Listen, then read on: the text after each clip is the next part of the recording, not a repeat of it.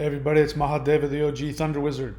And today I'm going to talk about one of my favorite subjects, which is martial arts, and specifically metaphysical martial arts. And so we're going to be talking about, I'm going to try and get to a lot of things. I don't know if I can get to all of it today because it's a huge subject and I have a lot of thoughts and experience, and I've just recently uncovered a lot of things doing some research that confirmed for me a lot of things that I had thought, but wasn't able to say for sure because they were just theories in my head. But I found out, that's one of the benefits of as time goes on, we do get more information historically, and so I'm going to be sharing a lot of information about that. And I'm going to be talking about, first off, misconceptions about martial arts in general.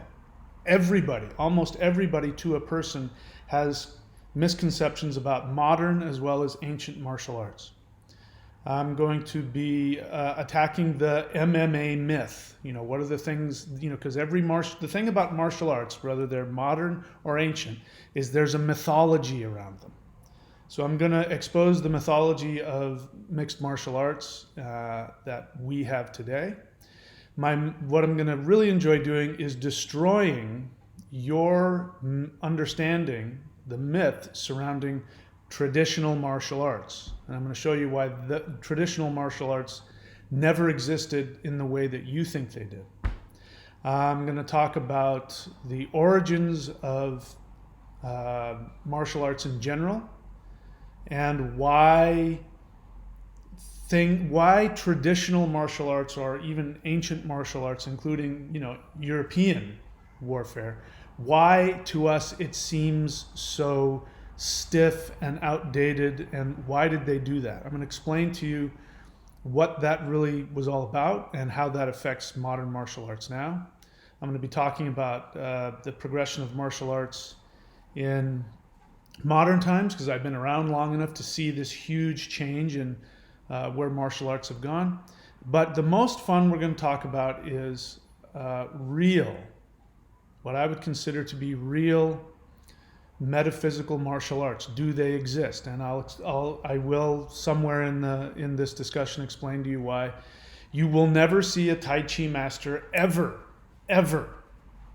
win against an MMA guy, why you'll never see some of these internal martial arts ever in the octagon.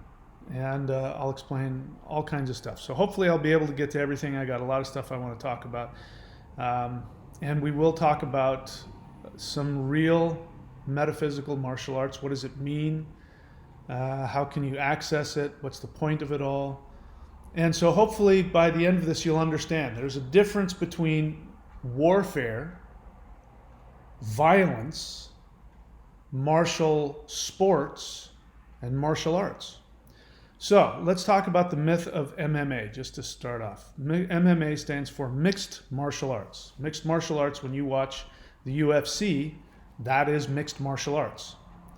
So mixed martial arts means a combination of multiple disciplines. It means some style of boxing, some style of grappling, and all kinds of stuff in between. And actually now it's really kind of exciting to see all the different weapons and tools and techniques that can be used in the ring. And, I have to give a plug for myself. By the way, if you go onto YouTube, you can find me in this movie. No, that's not me winning the light heavyweight kickboxing champion of the world. No, that was me in a movie that I did. One of the only movies that I had a lead role that was in the big screen, which lasted for about 10 and a half seconds. Then it went straight to video. And you could walk into Blockbuster and see my face on DVD. It would be right out there, anywhere in the country. I was across the country, and I said, "Yeah, I'm in whatever it was. I'm in Blockbuster." And they said, "No, you're not." And I said, "Come on, I'll show you." I walked in, and there I was, my face. But that didn't last very long. So obviously, I have some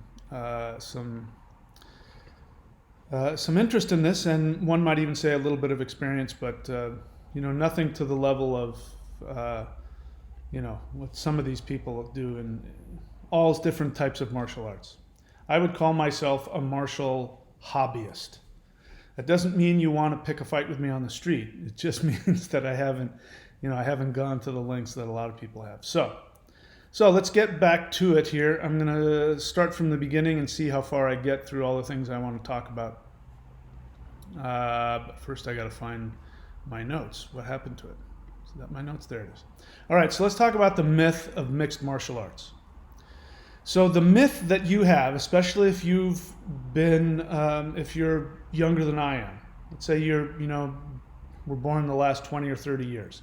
I guarantee you're walking around with a myth about mixed martial arts.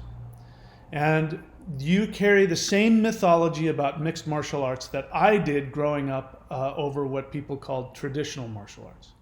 So the first myth about mixed martial arts is that mixed martial arts is this new thing and it's come out of nowhere and they've thrown it together and it's a revolutionary change in martial arts, and that's just absolutely false. The truth is that every culture has always had some form of boxing and wrestling. And that's the basis of mixed martial arts. Mixed martial arts says that you have to have both a striking game and a ground game, grappling game, in order to be successful and win fights. And so the mythology, especially around Brazilian Jiu-Jitsu, is that Brazilian Jiu-Jitsu is this untouchable, special, magical thing. And if you're a Brazilian Jiu-Jitsu black belt, that you will be able to defeat anybody who comes at you, blah, blah, blah. And that's just simply a myth. Because the truth is, we've had mixed martial arts from the beginning of time. But what has happened is that we have understood, when I was a kid growing up, I was born in 1963, and there was no such thing as mixed martial arts, although it existed. But let me give you an example. When I was a kid, I was a little kid. I was always the shortest kid in school. I got picked on by everybody. I got picked on by the surfers. I got picked on by the jocks. I got picked on by, the kids that were older than me. And then I had to go home to this brother of mine who was 5 years older than me, and he used to beat the crap out of me and abuse me. So I had to learn how to defend myself from, elementary school onward. It was just, I had to fight my way to school and fight my way back home, and then I had to take punishment from my older brother. So I got a little PTSD as a kid, and I was a good fighter. What started happening is that in elementary school and junior high school, I would always end up being the toughest kid in school or in my grade, not because I was trying to be, but because I had to learn how to fight. And what I did was, when the pushing and shoving would start, or some bigger kid would come up and start giving me a hard time, I would start punching. And little kids didn't punch, and I taught myself how to punch, and I'd knock kids out and all that kind of stuff. And I would go into a rage and black out and all kinds of other, really scary things like that. And if I couldn't knock you out in the first couple of punches, then I would double leg take you down, and nobody taught me how to do that. It's a natural instinct that I had to just take somebody to the ground, and before things were over, I would have you in a headlock. What that tells me is that mixed martial arts is the easiest and most efficient one-on-one street style of fighting for everybody. That's why it works. It's the most easily accessible, instinctual form of self-defense. And so that's why it works. But the truth is, we've always had it. I remember in junior high, I wrestled. We had Greco-Roman wrestling in my junior high school, and I did that, and I was good at that. And didn't think anything about it. We didn't think of it as a martial art because it was so ingrained in the culture, and it was already understood that wrestling was a martial sport. We also looked at boxing as a martial sport. We didn't think of it as a martial art the way that we do now. And that's because it was just part of our culture. But because we didn't realize it, but because of history, long effects of history and violence and history and warfare and history, We understood that boxing and wrestling were martial combat sports. They weren't something that you necessarily wanted if you needed to protect yourself in a bad neighborhood. That's what we have guns for. That's what we have knives for.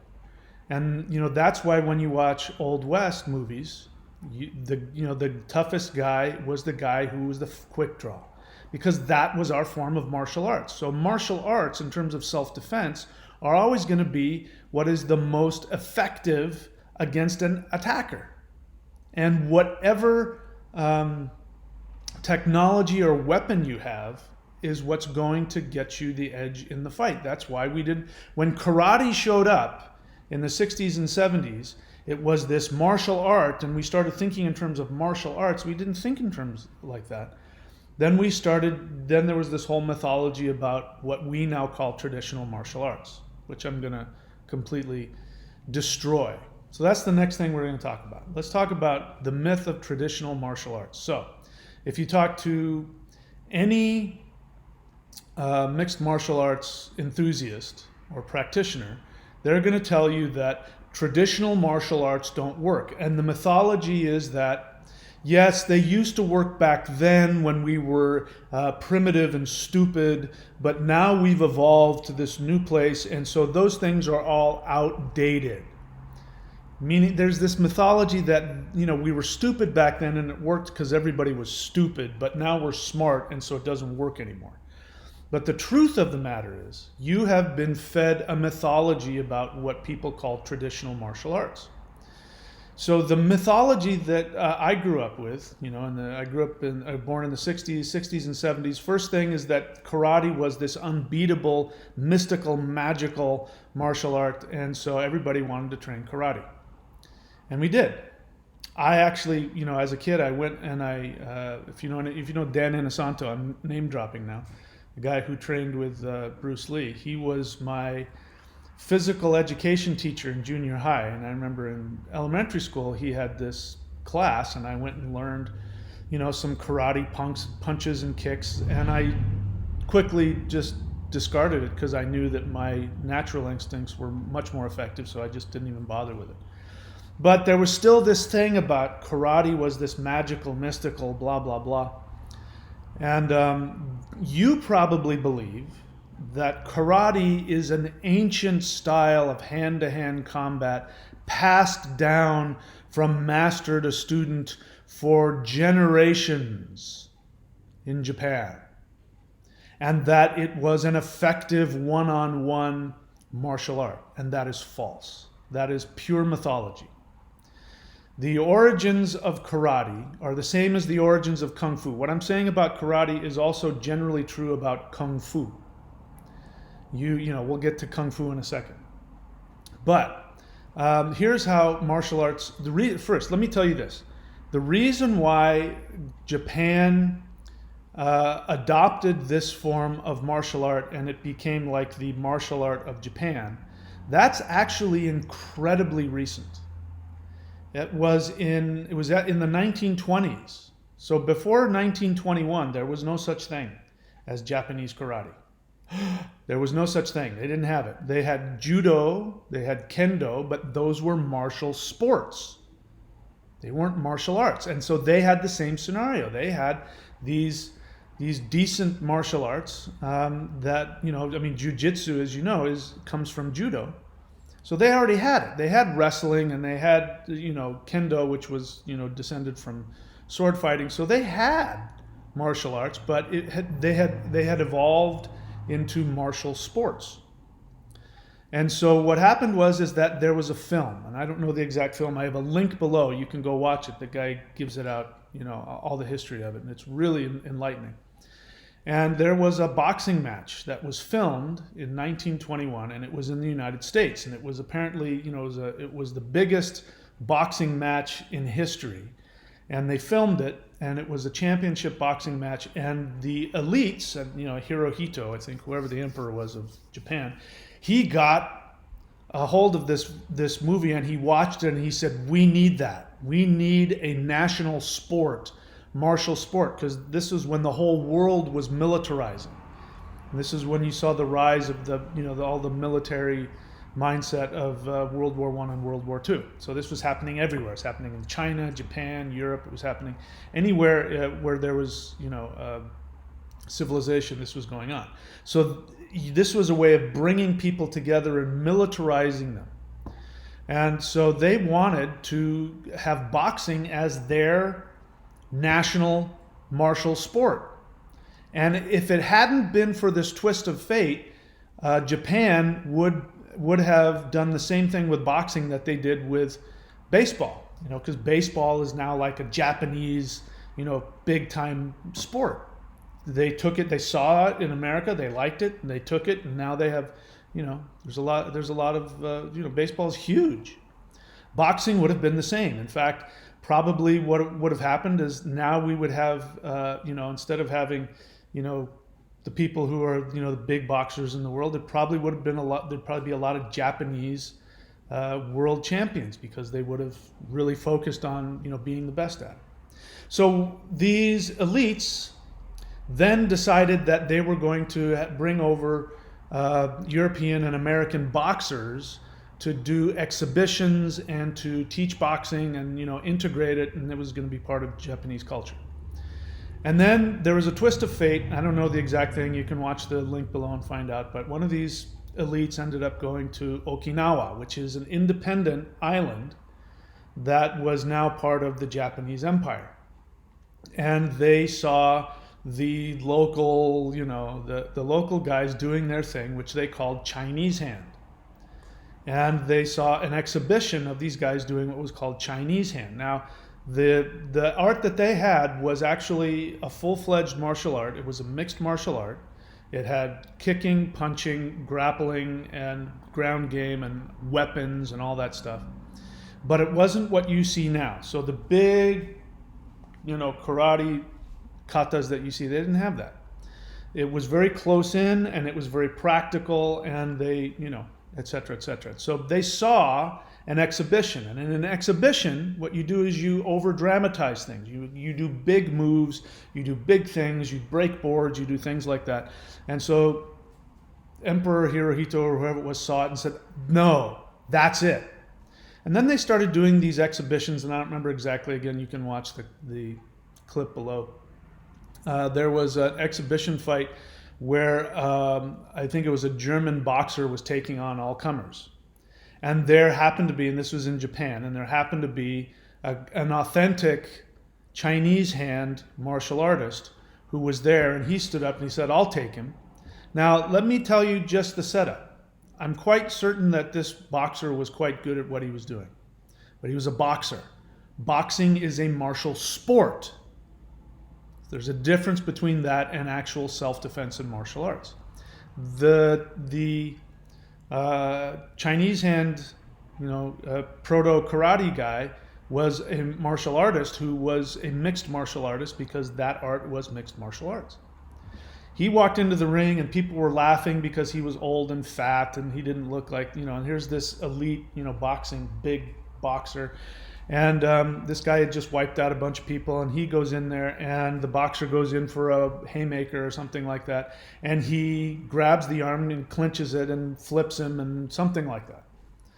And that was the end. The whole place went up in just in applause, because they saw one of their own take on this European big boxer, and so that was the end of that. Karate was born. And so what they did was they got these Chinese hand guys and turned the name from Chinese hand to open hand, and then told them to standardize the forms, make them big and make them flashy, because what they were going to do is they were going to teach massive amounts of people this art. So when you walk into a Taekwondo, which is Korean version of karate, or you walk into Shotokan and you see 20 people going he, ha, he, that's where that comes from. It was never intended to be that way. It was taken out of its original context of one guy, or a couple of people, and getting down and dirty with inside little kicks and punches and grabs and throws.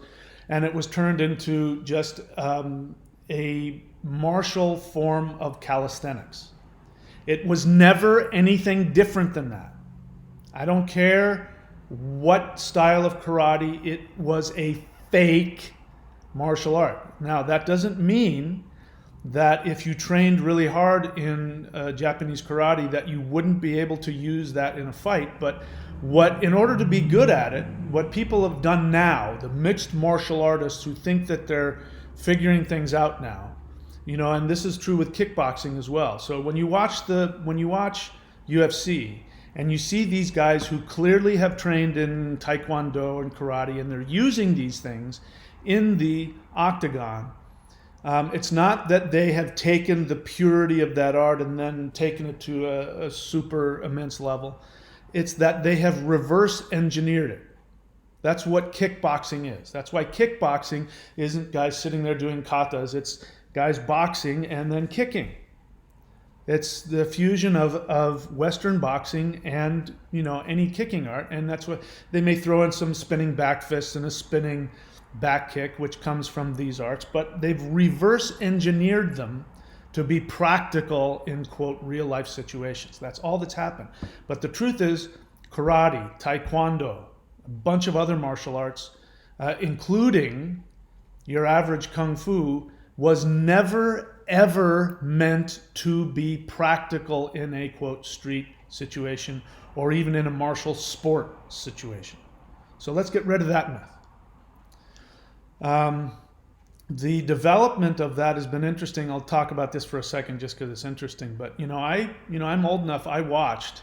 We went as a kid. Karate was the thing, and then kung fu came out, and then kung fu was the thing, and it was better than karate, even though they're basically the same thing. And then came Taekwondo, and then came Thai boxing and all these other things. And so then there was all this other stuff, and then you got these trickle in of other more esoteric Chinese martial arts or Filipino martial arts, and you sort of had this trickle in of a bunch of stuff, and you didn't really know what to do. And then the first UFC happened, and that changed everything.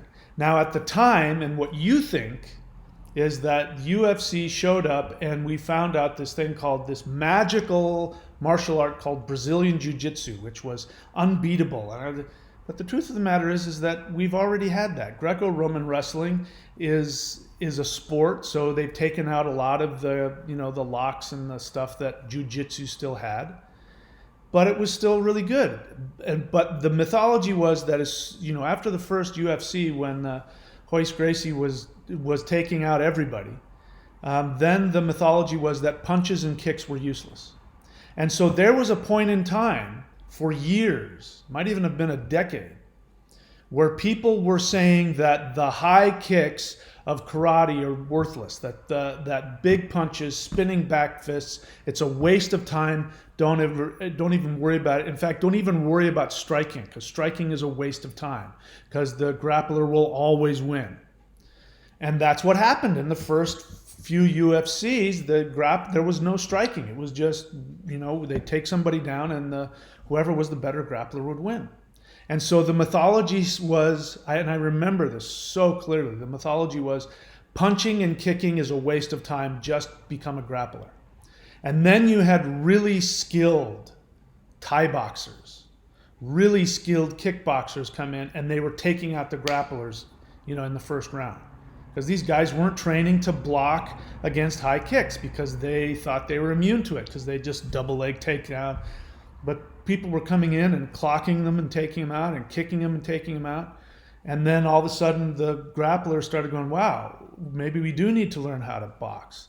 Maybe we do need to learn how to kick. And then all of a sudden they started going back to their Taekwondo roots. And then you had mixed martial arts. And now you get to see martial arts, which looks a lot like watching kung fu movies, which we were told would have been useless. But now you go in like Kung Lee, if you've ever seen him. He's doing the spinning back fists, and he's doing the spinning round kicks and the side kicks, and it looks like he's coming straight out of a kung fu movie. So we've come full circle. And now the traditional martial art that wasn't any good is now good. And all they've done is they've reverse engineered those martial arts back to their roots, without realizing that those strict katas that they were doing were from the beginning useless from the beginning. They were never ever practical or tested out. It was all for show. All right? So the same is true about Kung Fu. Now let's get into the karate versus Kung Fu. Or MMA versus Kung Fu. So that is loaded together in what people call traditional martial arts. And what I'm telling you is what anybody calls a traditional martial art is a martial exhibition that somewhere along the line, it became standardized for political reasons and social reasons. And then people started thinking that at some point this was a valid martial art, and it never was. Never. The same is true with the vast majority of Kung Fu that you see. So when a traditional martial arts laughs and goes, aha, Kung Fu, yeah, mixed martial, they don't understand that the Kung Fu they think they're talking about was always nonsense. Because the same thing happened in China. This was, around that same time, late 1890s, early 1900s. And the Chinese government wanted to standardize martial calisthenics. So they started creating these societies or these clubs or whatever, and they would teach people watered down martial forms. Today it's known as wushu. And wushu, we all know wushu is an exhibition. It's not a martial art. It's a martial exhibition, but it's not martial arts. We all know that. We all know they're acrobats. Those are the guys that you've seen in the Kung Fu movies. Jet Li, name all of them. All the stars of those Chinese martial arts movies dating back to the 70s.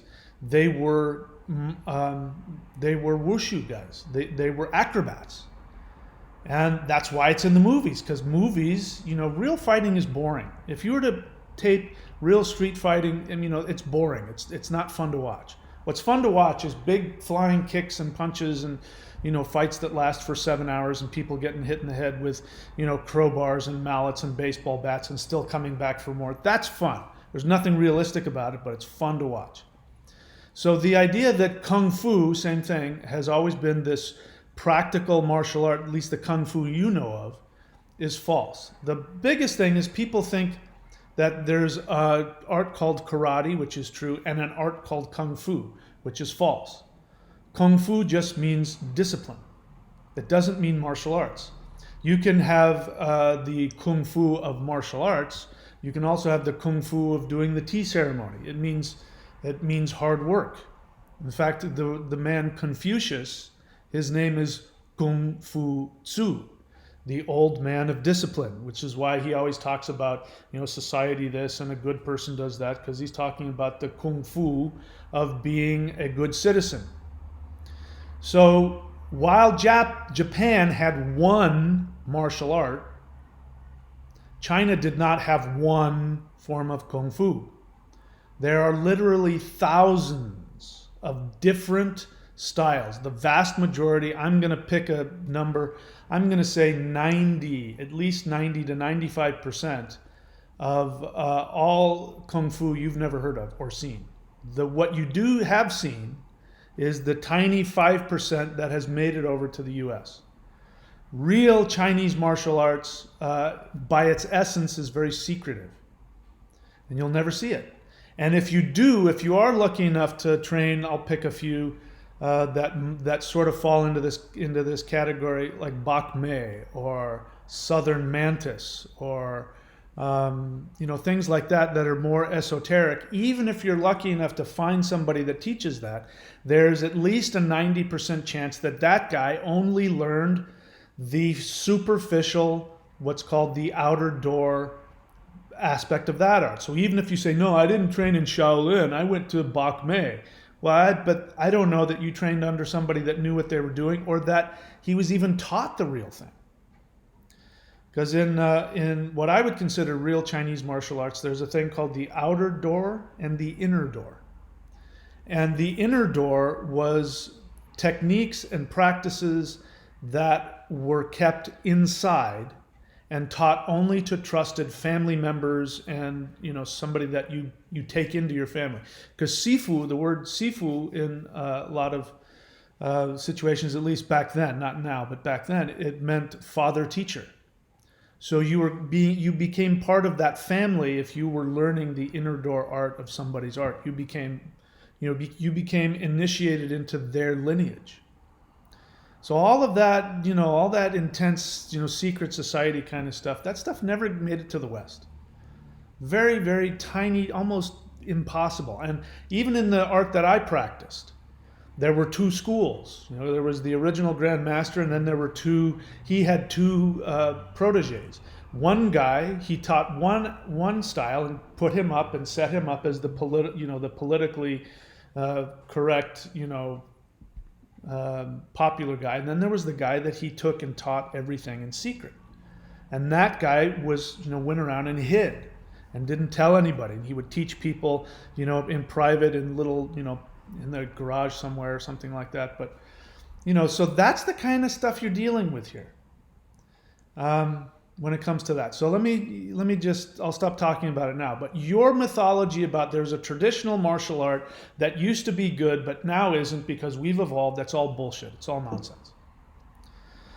All right. I'm going to tell you something here which you might believe or you might not. First off, let me just say, as if I haven't already said it, I'm not trying to stand against mixed martial arts. If somebody were to come to me today and say, what is the best martial art for me to practice for self-defense? Without skipping a beat, I would say find your local MMA studio. Go learn to grapple and go learn to punch and kick. Because as a kid, that's what worked for me. When I didn't have any martial arts and I ended up always being the toughest kid in school, even though I was the littlest kid, it was because I knew how to punch, kick, and wrestle. And that was, it works. It's real easy. Your instincts will go right to it, and it's extremely effective. But let me just attack the myth of Brazilian Jiu-Jitsu for a moment. Brazilian Jiu-Jitsu, like all martial arts, even if we're talking about practical martial arts for self-defense in quote street situations, every martial art that's of any value has been developed under certain conditions. And Brazilian Jiu-Jitsu works under some very specific conditions that don't always translate into the street. When it works really well is you've got one person against another person who agree to not eye gouge, fish hook, bite, or elbow you on the back of the head. As long as you accept those rules and you have a soft place to fall, and you have a flat surface that gives you enough room to move around, Brazilian Jiu-Jitsu is the best way to go. Assuming that the guy doesn't, if you're not punching. But I watched a recent video that was put up by the Gracie brothers, something or other, some faction of the Gracie brothers.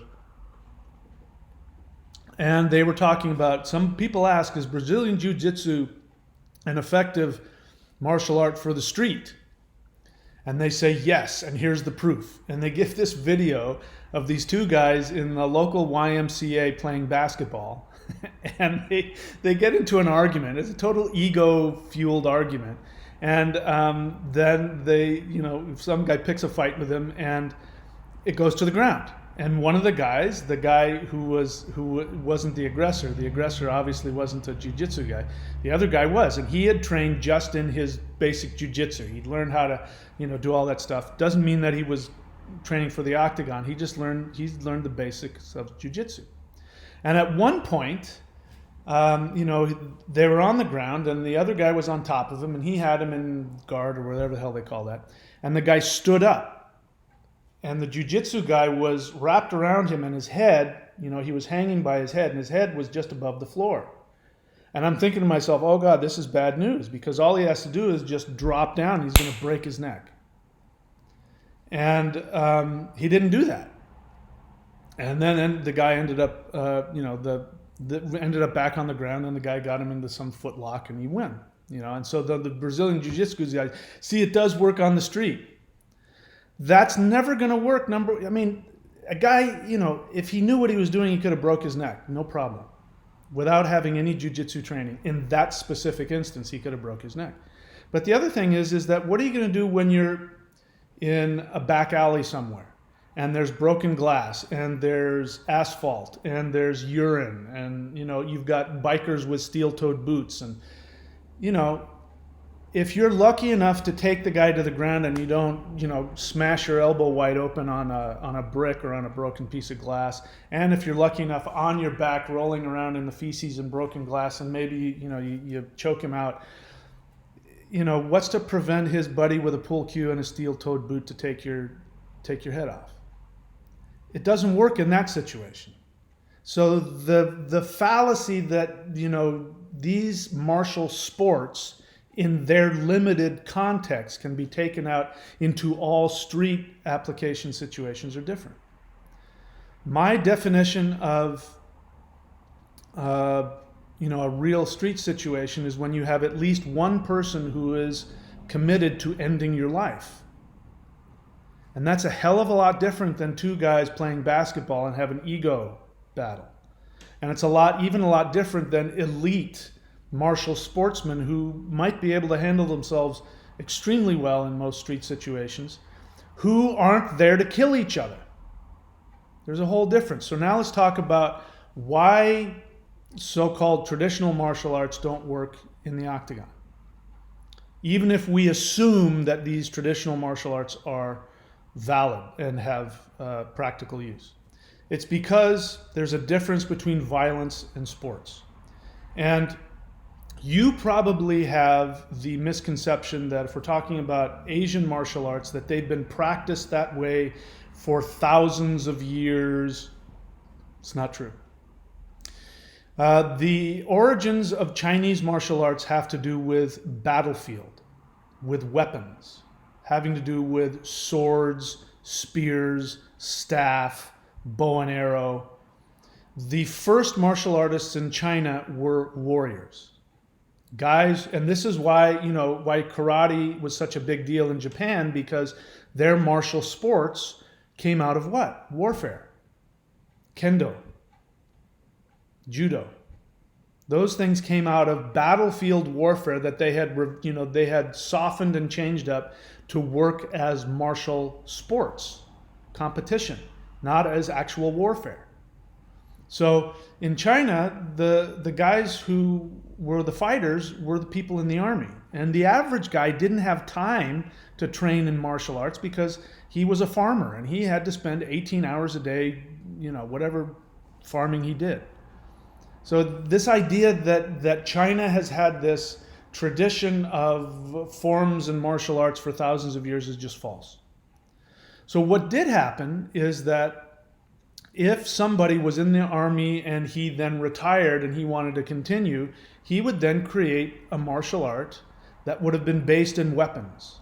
So one of the things that I have found really interesting, that a boxer and a jiu-jitsu guy won't understand unless they've been trained to do it, is if you take somebody who has trained, and even the ones that I think are garbage, the really, the karate and the Shaolin and all that, the forms. If you take somebody who's trained in those arts and they've never trained in weapons, you hand him a sword or you hand him a couple of sticks, he will immediately know how to use them without any training. Because those forms are descended from warfare.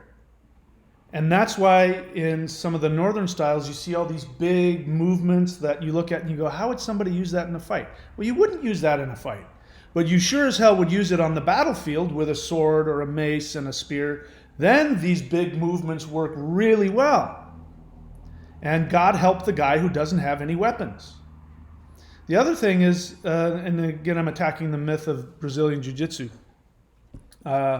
is that in non-sports combat situations similar to what I just talked about, if all you are is somebody who needs, because Brazilian Jiu-Jitsu, they really need to take you to the ground. That's where they're really in their element. But that doesn't work on the battlefield. If you are in a battle line with a bunch of other warriors, and first off, if you lose your weapons, you're screwed. because the other guy has a sword or a spear or something like that, and you're dead. That's it. End of story. So that's why there was no thought of, well, what happens if, how do I fight hand to hand? That was the last ditch effort, and by then you're probably dead. But let's just say, for argument's sake, that both you guys lose your weapons and it's only the two of you, and there isn't, 100 other guys behind him waiting to stab you in the back of the head. Let's just assume, for argument's sake, that happens like it does in some of the movies. You're not going to want to go to the ground because the ground isn't soft and cushy. There's rocks and you might be in a marsh. There's all kinds of things. So getting to the ground was the last thing you wanted to do. You never wanted to do that. If you're inside, that's a good place to go. So I got to be honest with you. I've trained in martial arts, good off and on for 20 or 30 years. The thought of getting taken to the ground inside somewhere where there's plush carpet or something, that scares me. I don't like that idea. You're right. I wouldn't walk into any kind of mixed martial arts situation because I haven't trained for that. I wouldn't want to do that. But you take that guy, that mixed martial arts elite athlete, you put him out into a warfare situation with guys with weapons, he's screwed. And he probably should, any smart guy would figure that out. So we have to understand the context.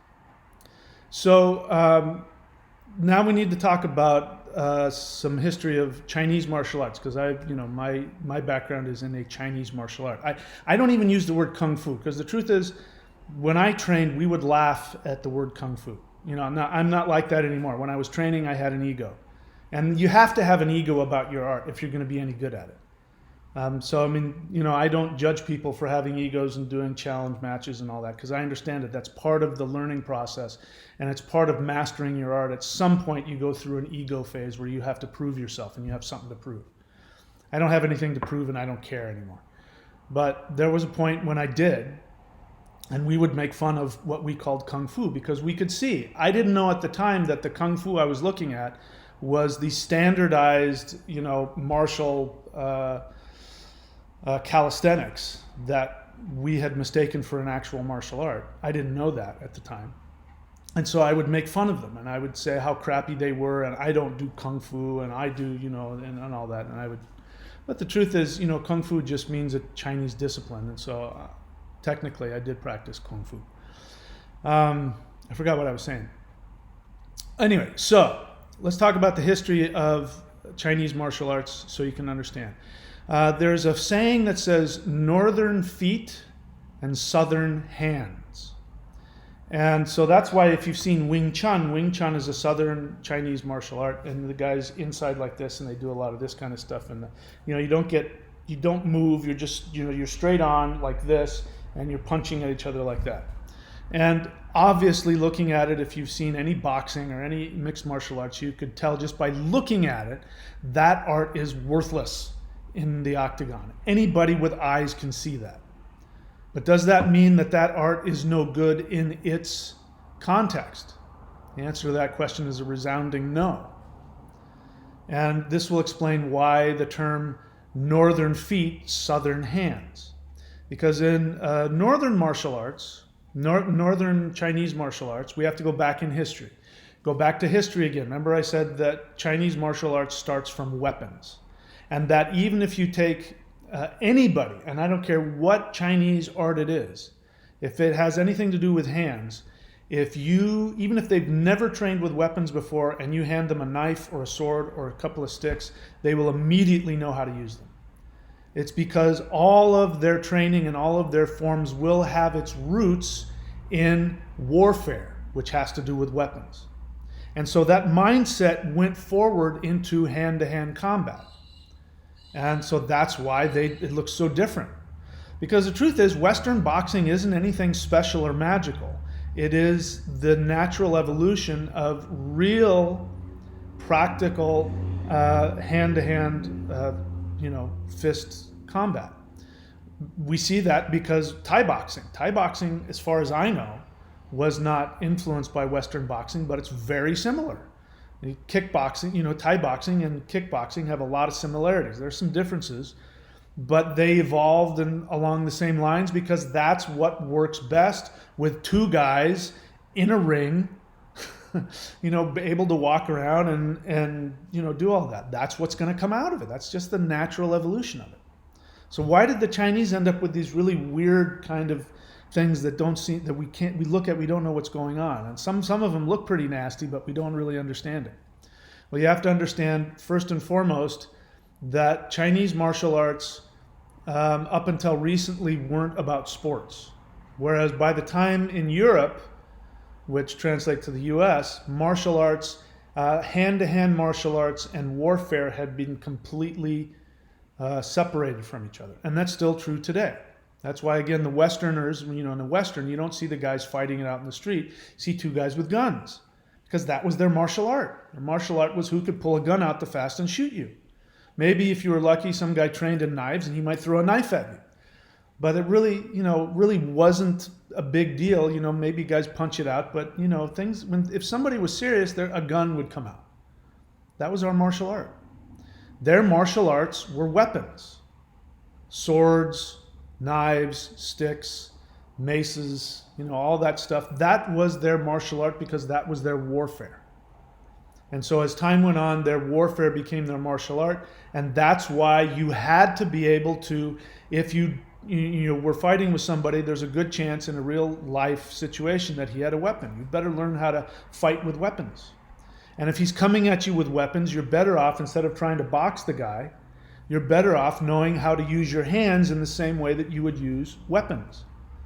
That's why it works. That's why they did that. So northern feet, southern hands. So in the beginning, you had in the northern part of China, which was flat, a floodplain, that was the political center of China. So you had the armies and the empires and all that stuff. Again, warfare, all that. And so the martial arts that came out of the north were big because you had a lot of room. And again, you're coming from a warfare tradition with weapons. So that's why you see all these big this. And so there's a difference between, for instance, northern Shaolin and southern Shaolin. That's because in the northern part, you had all this room to move around and use weapons. But what ended up happening is that the rulers of that were I believe the Hans. There's ethnic diversity there. There was like ethnic warring. And then the Manchu people came in and they overthrew the Hans. And the Hans then were hunted down. And so if you were a Han person, you were hunted down and killed. They'd kill your whole family. So they had to flee. So they went someplace where they could hide. Now the wild west of China was southern China, which is very mountainous. Lots of mountains and forests and rivers and swamps. And, it was completely different terrain.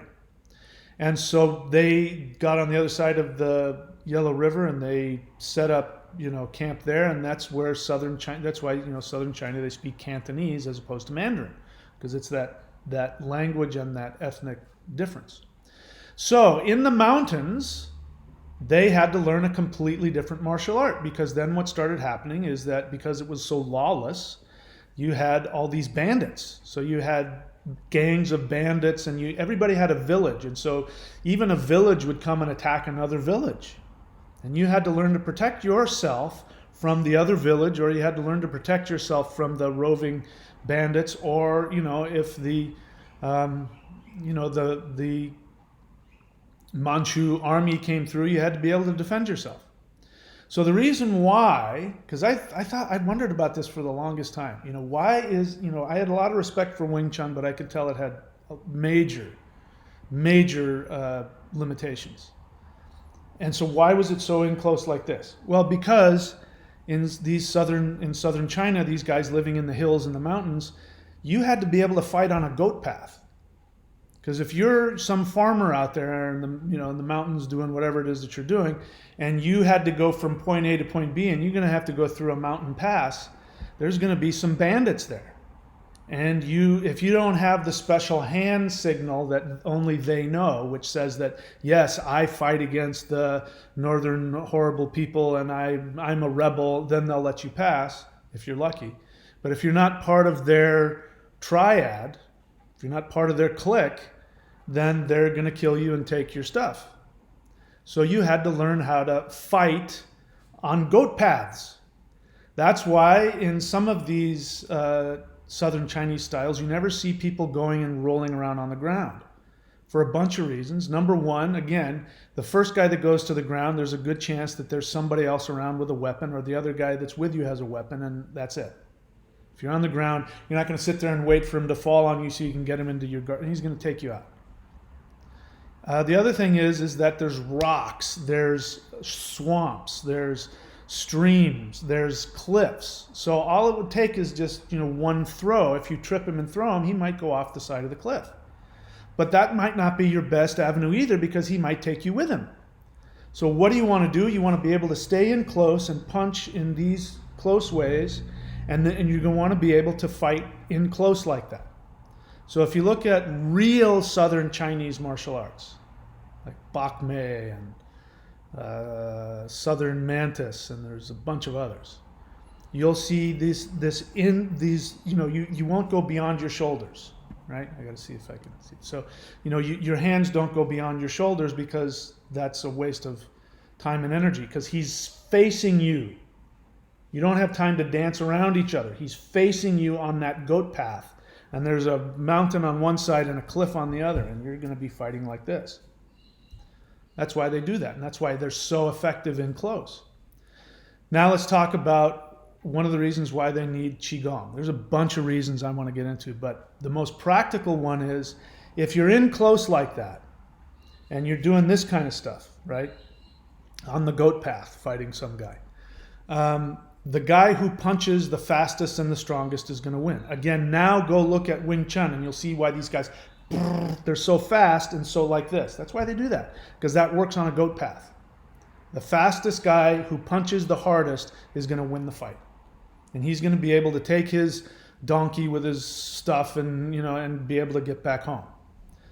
And so if you got somebody who's really big and really strong and somebody who's really little, you're going to have to learn all kinds of other cool little fun techniques in order to be able to outdo the big strong guy who might not need to train, because he's big and strong and he's a bandit and you're just some little farmer. So you end up learning these things having to do with your tendons. And so you'll see in some styles, you'll see this claw hand kind of thing. You'll see this kind of thing all the time. That has to do with when you're in close like that and the guy's bigger than you, then you're going to want to be able to scratch his face. You're going to be able to want to fish hook him. You're going to be able to want to grab him, grab his trachea. You're going to want to be able to go and grab his floating rib and break his floating rib. You're going to want to be able to do all kinds of things with your hands that you wouldn't be able to do if you were on a big flat floodplain with all these movements and, weapons. You don't have the option to do that. He's going to slice you to pieces. But you're in close and you don't have anything, and your fists aren't enough, so they do things like this, they do things like this, where you learn how to do all kinds of little things. And then it also helps if you know where all the meridian points are. So if you know where to hit the meridian points in just such a way, you might have another edge on the guy, especially if let's say he's some guy on a goat path. He's some bandit who lives out in the mountains, but he drinks and maybe he smokes opium. Well, he's going to have a lot of problems in terms of like his liver and his kidneys. And so if you know where those points are, and a healthy guy, you smack him on the side of some point, it's not going to bother him. But if this guy, he might be strong, might be able to take you out, but he's an alcoholic, he drinks all day. You smack him in the right spot, he's not going to respond very well. That's where all this stuff comes from. Does that translate into the octagon? Hell no. Not at all. You've got elite athletes who train in the most devastating ways to fight in that context. But if you take that guy, I don't care what guy you're talking about, pick your favorite MMA elite champion. If you take him back in time, 200 years or however long ago it is, and you stick him on a goat path with one of these farmers who has trained in all these ways, and then you force him to fight, that MMA guy is going to get torn to pieces. He's going to get messed up beyond recognition. foobar. But you take that same guy who's a master of goat path stuff and you put him in the octagon and they're going to wipe the floor with him. There's another thing. We haven't got to, is there such a thing as metaphysical martial arts? And I want to get to that. There's a lot of stuff to this and I can't get to all of it, but I just want to destroy some of the mythology around all of it. So let's talk about metaphysical martial arts. And for that, I just have to check with myself for a second to make sure that I speak in a way that is appropriate. Okay, here's what I can talk about. If you are a spiritual person, a lot of, mixed martial arts works good for people who aren't, and that's okay with me if they're not. It works really well, especially if you're like an atheist and you don't believe in spiritual powers. Because you kind of have to have the mindset for that. I'll start with this. Let me see if I can do this as respectfully as possible.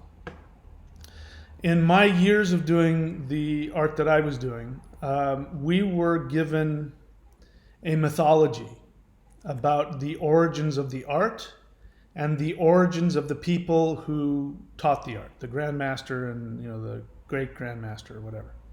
I'm not going to mention anybody's name because I'm not trying to do that. I'm not even going to get into specifics, other than there was a mythology that was given to us about who these guys were, where they came from, and what they did to get where they are. And it had to do with spiritual things. These guys were in such and such temple and did this and this, and they had all these powers and they did this, and then they came to, the city that they came to, and they started teaching people and blah, blah, blah, blah, blah. And I came to find out that I don't know what the truth is. Because the more I dug into the research of, the founders of this, it got more and more hazy and things started going in different directions, and it stopped, the trail got cold really fast. But what I did find is if I believed the mythology, and I'm not even saying it's true or false, I'm just saying the mindset. What I'm talking about now is mindset. Mindset has everything to do with the difference between violence, martial arts, and martial sports. You have to have a different mindset for each. And one of the reasons why you'll never see a Tai Chi guy go into Brazilian or go into the octagon is because the mindset of martial sports requires a specific energy that is incongruent with real mystical martial arts. And it's like imagine there's different dimensions. And in some dimensions, the laws of physics work this way. And in other dimensions, the laws of physics work this way. If you try and take the laws of physics of one dimension and bring it into another, it doesn't work. I'll give you a story to illustrate this. When I was in Idaho, I ran into a guy who was working his way up the MMA ladder. He was a very skilled, proficient MMA practitioner. He was also a power lifter. So he was really good. He could go in there and live, he was really, he was like one of these guys you just don't want to ever mess with. But he was attracted to me because he heard of the art that I did, and he was into a mystical sect of Bagua. So each one of these arts, you get deeper and deeper with the mystical ones, it gets more and more mystical, and it gets more and more secret and all that. And he was into this really deeply mystical Bagua art. And so we'd get together and we'd talk, and we came to the conclusion that our arts were very different from each other. But we became friends and we talked a lot about that. And this guy had taken on all kinds of challenge matches, and he was working his way up, the pro ladder. And he said he wanted to, because what happens when you get into a real mystical martial art with real power, you start to think, oh my God, this is it.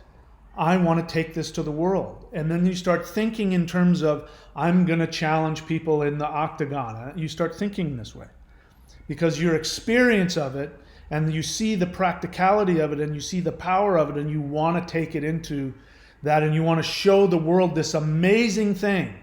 Because the truth is, if you get into one of these mystical martial arts and you start practicing it, and you start to feel and experience things that go beyond the laws of physics, you want everybody to have that power. It's a spiritual high, and you want everybody to have that.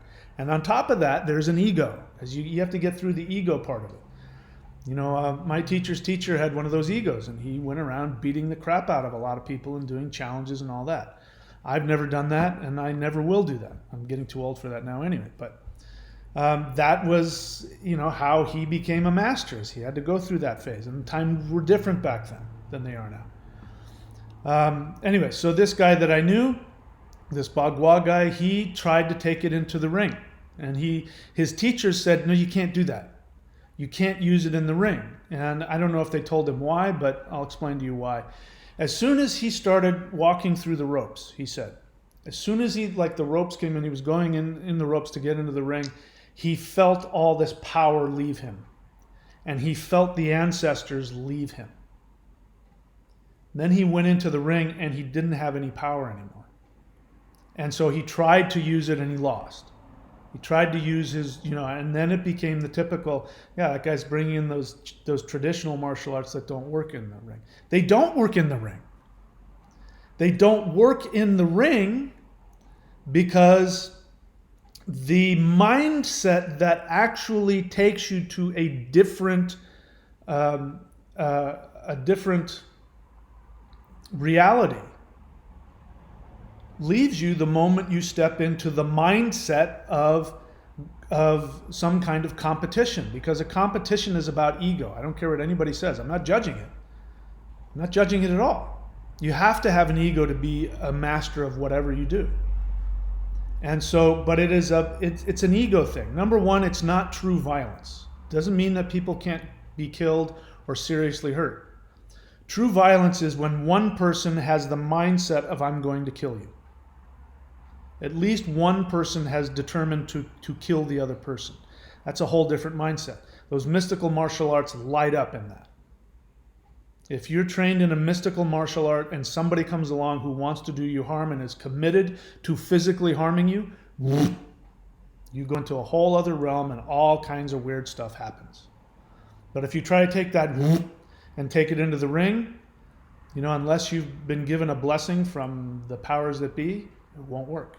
You'll have to learn how to kick and punch with just your physical body. And maybe you can take some of the techniques in there, maybe not. Kung Lee, he seems to have learned some of the physics of some of the things that I see in the art that I do, although it's completely different. But there's no mystical thing in it whatsoever. So even if we assume that the Tai Chi guy who says, I'm going to go in and, let's just give him the benefit of the doubt that he has the ability to throw people with his abilities. Let's just give him that benefit of the doubt.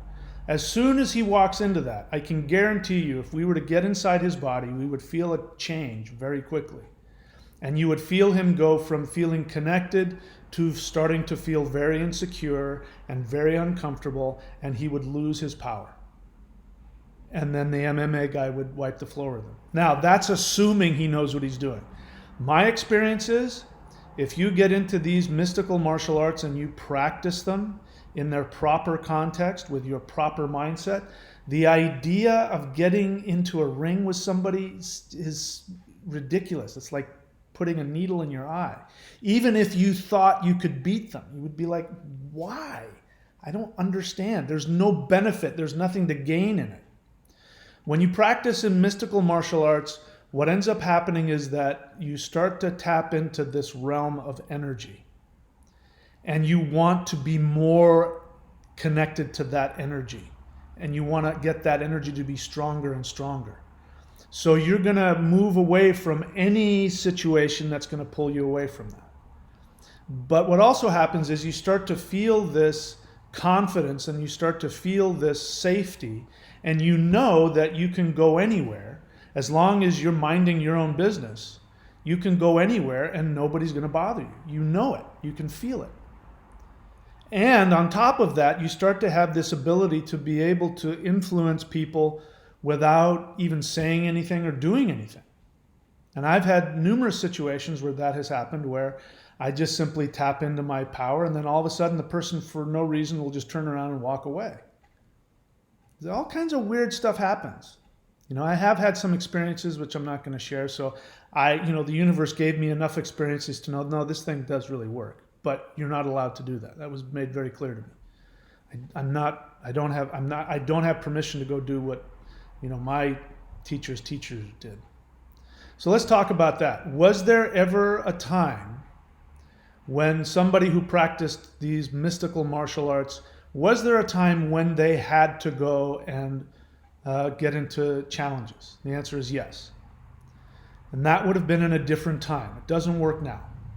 I mean, maybe there's parts in the world where it does, but not now, not in modern society. There is no need for challenge matches. There's no need to prove unless you're a martial sport practitioner, there's no need. Because we have police, we have, cell phones, we have all kinds of things that now work to protect us. But 200 years ago in the hills of southern China, if you were a mystical martial arts practitioner and you were working with these powers and you had these powers and these abilities, what was real was that somebody was going to come along and test you. Somebody else who had trained in his mystical martial art was going to come along and test you. And you didn't have the luxury that I do when I say I have no interest. In fact, there was a situation a couple months ago. A guy wanted to pick a fight with me. I said, I'm not going to fight you. End of story. We're not fighting. You need to calm down. And he did. But there would have been a time where you couldn't do that. Because your village is there, another village is over here, and there's all these triads, and there's all these bandits in the mountains. And those guys have it in for you. And if you aren't willing to stand up to a challenge, that means your village is open season to everybody else, which means that the word's going to get around. Such and such village over there, they've got really good farming, and they've got good this, and they got some nice young women over there, and I'm going to go raid that village. But if word gets around that Master so-and-so came and knocked on your door and said, I would like a lesson from you, and you went toe-to-toe with him, even if you didn't win, then everybody else knows, nope, they got a master there, and well, he didn't win the fight against Master so-and-so, but he lasted for 10 minutes. There's respect. You're not going to touch him. But if you refuse to fight, or if you run away, they're going to come after you. And those are the situations you still hold on to your mindset, which is you're connected to infinity. And you have all this power within you. And you are only doing what that power is there for, which is to keep negativity away from you. And I can't talk about that. But, so does that make sense? So if you take your most high-level MMA guy, and you take him back in time 200 years, and even if you take him to a village where he's not on a goat path, and he goes and knocks on the door of the local, mystical martial artist who has all this power, who doesn't fight and doesn't go to the ground, the MMA guy's going to lose. If for nothing else, he's going to be out of his element. The mindset, he'll be out of his element. He's not in a ring. There isn't rules. There isn't to further illustrate this point, I heard very briefly, I think it was something somewhere, a couple of places. I think I heard Joe Rogan talk about it, and I heard somebody else talk about it. Some high-level elite mixed martial arts athlete is asleep in his home. Somebody breaks into his house, and if I understand it right, he was on meth or something like that. And so here's this guy, and he goes and he does his thing. And he said, that guy took every punch, every knee. I took him to the ground. I tried to control him, and I didn't get all the details, but I ended up hearing him say he was afraid for his life, and that nothing he did worked. It's because it's not martial sports. That guy was committed to violence. He was committed to ending somebody's life. He was nuts. And all of your, whatever context you're in, isn't going to necessarily be there to work for you. The other thing is, there's a mindset on an unconscious level that people don't realize, which is you learn what the rules are. And once you learn what the rules are, you never go beyond that. And in the ring, the challenge match, somebody with video cameras and some Some Tai Chi guy goes and challenges some MMA guy. He's walking into that mindset. Whether he thinks even if he has power, I'm going to do this, I'm going to do that, he's already on an unconscious level accepted the rules. And he's going to lose. Because in that world, MMA wins. And so I also heard this I have another friend of mine who I've known from the beginning. I've watched him go from Shotokan karate to Thai boxing to Wing Chun, and then of course along came Jeet Kune Do, and then MMA, and now he goes around the world teaching people MMA, and he's like a 5th degree black belt in Machado Jiu-Jitsu and all that. And he and I are still really good friends, and so we kind of went on different paths on martial. We watched ourselves go into different paths. And of course, he's far more committed to the martial path than I am. I'm a martial hobbyist at best. I do it for fun and for health and all that. And if I get some self-defense benefits out of it, great. But that's not why I do it. And he was talking about, I watched him. I came over to his house, and then we were going to go hang out or something, and he was finishing up his class. And I sat and I watched him as he was rolling around on the ground doing his thing. Having his nose in some other guy's, crotch or something like that. That didn't look fun to me. It's another reason I don't do MMA. The last thing I want to do is roll on the ground and smell some other guy's sweat. But he was saying to these guys, sometimes brand new people come in and they don't know the rules. Meaning you'll try this move and that move on them and it just doesn't work. They always slip out. And he was acknowledging that there's a mindset. And that on an unconscious level, if you stay around jiu-jitsu gyms long enough, you start to buy into the mindset, and you see somebody get, arm barred here or that there, then you know that once the guy's got your arm, it's over. And so on an unconscious level, you lose. You buy into the arbitrary rules. And that's really important to understand, that every martial art is going to have a context and the time period and the mindset. And the energy is all important. That's why an elite MMA guy in a certain situation against somebody completely untrained will get his ass kicked. Do you understand what I'm saying? So, anyway, I've tried to get through all the fun stuff without saying things I'm not supposed to say. So, I'm happy to take any questions. This is a question and answer, so let's see here. Let's see. Renee's thing got... Okay, I'm going to show that. I don't know why they took that out. I didn't take that out, Renee. So Renee, I don't know what is your website? You talk about anybody can go to my website. Oh, here it is. No? So you have to give us your website, because you say anyone can go to my YouTube channel and see my health journey using Qigong and runes. So please give us your website. I don't know what it is offhand.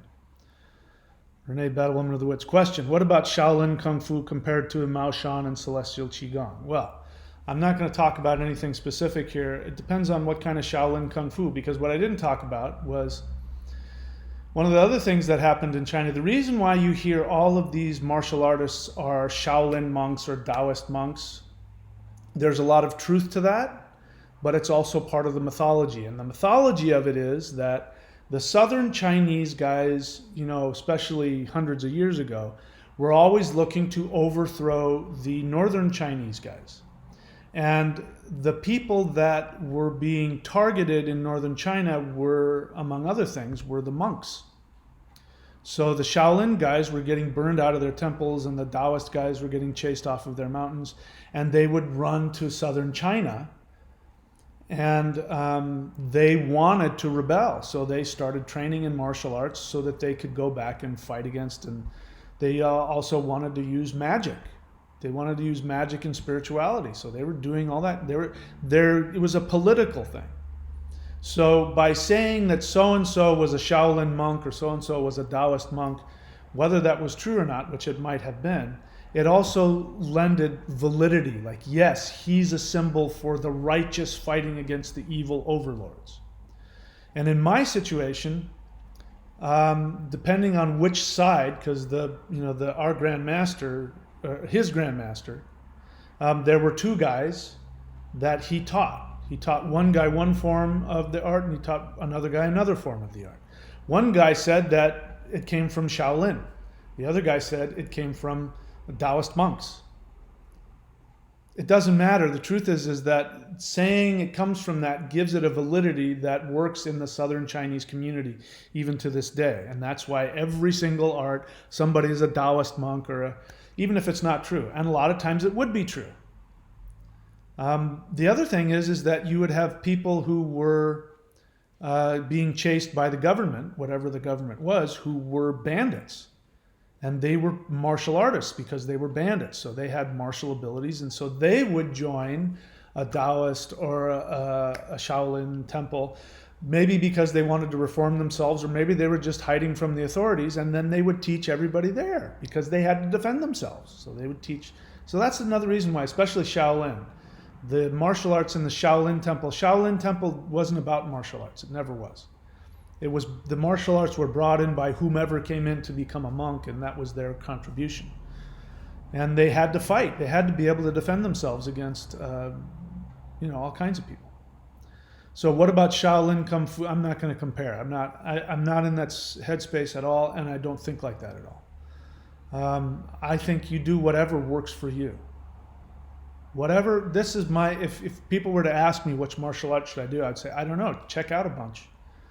The other thing is, if it comes to a mystical martial art, you have to have a destiny with it. And that's another reason why if somebody wants to go test out, these guys who have the ability to move stuff around, it's not going to work. Because if you're not, and this is a really convenient argument that an MMA guy can say, oh, well, that's so easy. If it doesn't work, it's too mystical for you to understand. That's a very, very worthwhile response. It happens to be true, though. Here's another thing about a lot of the mystical martial arts, especially ones that are Qi oriented, like Tai Chi. First off, before I go any further, 99.99999% of everybody practicing Tai Chi, they don't have any real power. It might have some health benefits, but the majority of them, anyway. I really want to talk about that, but I don't feel I should. But if you don't have a destiny to learn one of these arts, you'll never find them. And if you do have a destiny, it will find you. And you'll more than likely be told, you can't tell anybody about this, don't share this with anybody. And there was a period of time when anybody asked me, I would deny that I even knew martial arts. I would say, I don't know, that guy's just making fun of me. I was at a party with some friends, and this was a guy I had brought to my class because he was interested, and he saw, under the controlled conditions of our class, he saw some of the stuff our art can do. And we were at a party, and he said, oh, so-and-so, you got to meet my friend Mike here. He's into this really badass esoteric martial art, and tell him about him. And I said, I don't know what he's talking about. I don't know martial arts. And then after the guy walked away, he said, why did you do that? I said, don't go telling people I do that. I don't want anybody to know. That's my personal business. So you're going to probably find people who will tell you to do that, to not say anything. And so I didn't like it. There was a time when I had an ego. And like I said, in order to master something, you have to have an ego about it. And there was a time when I had an ego. And I would want to, I didn't go out looking for it, but I was ready. If any of my mixed martial arts friends wanted to trade hands with me, I would do it. Because I had something to prove. But now I love the idea. I'm older now and I don't care anymore. And so if somebody says that the stuff I do is it doesn't work, it's just for fun, I would say you're absolutely right. You're absolutely right. I wouldn't waste my time even looking at it. If you're serious about real martial arts, don't waste your time. If you want to have some fun, great. We can do some forums. It's good for your health. And all that's still true. Let's see what else. Ajaya J, question. Is your Celestial Qigong course the foundation of the mystical martial arts? Well, yes and no. The Celestial Qigong is something I created I synthesized because I was reverse engineering. Here's what happened with me. The art that I practice actually has a very deep Qigong, Negong, meditative practice to it. My teacher and his teacher didn't want to learn that. I'm struggling if I should share this part. I think maybe I should. So this is something I've learned about my art. And let's say Tai Chi Chuan, you go and learn. By the way, I wish I could show you the difference. Maybe if you can see here, I just want to show you something here. If you're interested in Tai Chi, my suggestion is this. Anytime you see somebody doing this with their hands, leave the class. That person doesn't know the Tai Chi, the power of Tai Chi. Tai Chi, the Tai Chi form is a form of martial Qigong. Extremely powerful. And the truth is that Tai Chi is a string of standing postures. There's no movement there. You think there's movement, but there's not. It's a string of standing postures. And according to what I've learned in my research, the Tai Chi was just the first movement. What I think they call grasping swallow's tail or something like that. And it's composed of up and down and then around and then, and it looks like somebody's going like this, but they're not. If you take the movement out of it, it's this, this, this, this, this, this. It's all the same movements. Your hands are kind of in front of you like this. This is it. Xing Yi is the same. It's one posture. It's this.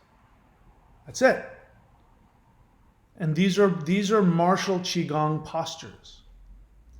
And so if you can find somebody who knows these postures really well, go and train them. The forms are you're moving your waist and your hips and your feet, but your upper body, you're like a zombie, you're like a robot. You almost don't move at all. And it's an illusion that you see people doing these flowing. That's all for show, or they don't know what they're doing, or both. So the first thing you should do if you want to go train with somebody, go watch them and watch them do their form. And if their hand comes up like this, and then if you see the palms of their hands, leave. If their hand comes up like this, and then you see their wrists drop down, but their hands don't come up, that guy probably knows what he's doing. Because that is the Qigong. Very powerful. So let me just say that about a lot of the internal martial arts are like that. The art that I practice, I'm not at this level. I probably will never get to this level, especially with all this weightlifting I'm doing. But the real masters, they looked like insects. The way that they moved, it was the weirdest looking thing you ever seen in your life. And that's because it is moving Qigong. It's Qigong that, you're moving your body, but you're doing these static postures, and it's like a film. When you watch a film, there's one question that I heard in a science class, which is to get to from point A to point B, you have to go to B, C, D, E, F. And he says, but to get from this point to this point, you have to go to all these points. And so the question is, do you ever really get anywhere? And it's kind of a mind con. I don't know why, it was said in a science class, but that's true. You look at film, right? Like film is taken one frame at a time, right? You put them together, and then you have what they call moving pictures. That's, we don't have film now. I don't know how digital stuff works. I think it works frame by frame too. But it's an illusion that you're seeing movement. You're not. You're seeing one frame next to each other. That's true internal martial arts. It's one posture, and then you go to the next posture and the next posture. And sometimes the posture is exactly the same. You just moved. You moved on your heels, or you moved on your hips or something like that. You rotated, but you have the same movement. But when you look at it, your mind creates this movement that's not there. And those guys, there's no power behind that. The guys that don't move, but their body moves and they stay in one posture and the posture slightly changes, those guys are going to have a lot of power. And you don't want to mess with those guys. But that's where the health benefits are. The health benefits of internal martial arts is the Qigong. Now, the great thing about if you get into a real internal martial art that really teaches the art, they'll also teach you the health, and they'll know about different points and meridians and microcosmic orbit and all that stuff. And the way that you know that you have opened up your meridians is if you can apply that energy in a martial setting. So you'll do a lot of exercises, and you'll do a lot of drills and things like that. And the point of that isn't so much about fighting, although you can focus on the fighting aspect of it. It's to see whether or not you can deliver the energy. Because if you haven't opened up the meridians and you don't have the energy flowing, there will be no energy coming out of your hands. And so you can be training with somebody who has a really great form, but then you go and test them and there's no energy there. And that was what, when I first went, I watched these guys doing this stuff that looked ridiculous. And I said, well, I'll stay for a month. And if after a month I haven't learned anything, I'll leave. But by the end of the class, the teacher came up and he just said, I'm just going to go like this. And he didn't move.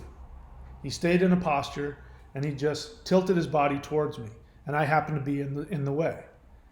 And when he struck me, a bomb went off inside of me.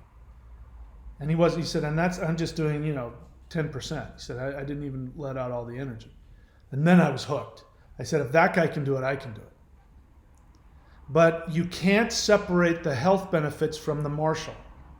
And I've seen guys, I'd like to name drop, there's some guys on YouTube who claim to be combat Tai Chi guys, and I can tell by looking at them that they don't have any power. They're physically strong and they're fast, kind of like Bruce Lee. Bruce Lee was like that. Bruce Lee didn't have any real power, but he was extremely skilled and had a lot of physical, genetic, he was just a freak, a genetic freak.